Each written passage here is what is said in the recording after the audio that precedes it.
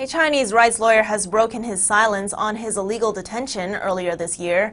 Beijing-based lawyer Jiang Tianyong says he wants to break through the fear that the Chinese regime instilled in him.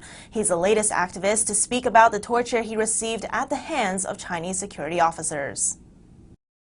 Nearly 5 months after his release, Chinese rights lawyer Jiang Tianyong has spoken about being tortured and detained illegally for 2 months. He saw no sunlight during the entire time and was subjected to constant physical and mental torture. Chinese security officers took Jiang away on February 19.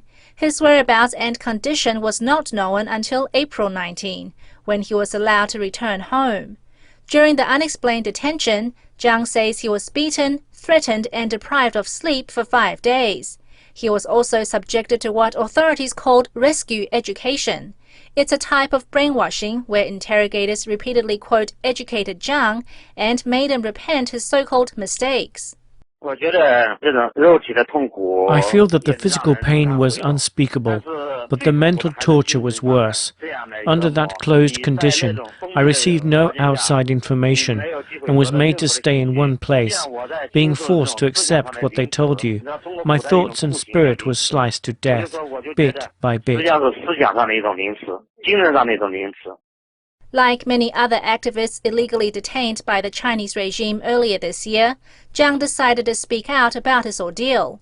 He wants to expose the Chinese communist regime, despite the fear it's instilled in him. Firstly, I feel I must make this public, because it has happened. The regime needs to understand that once they've done it, it'll be made public. If they don't want people to know, then stop doing things like this. Secondly, I feel I need to break through this fear. The fear must be broken through.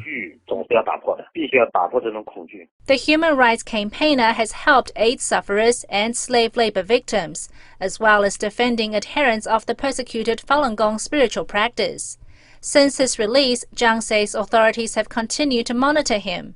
The rights lawyer says he is now concerned that the Chinese regime is seeking to turn extrajudicial detentions like the one he endured into a legal practice under a proposed amendment to Chinese criminal law.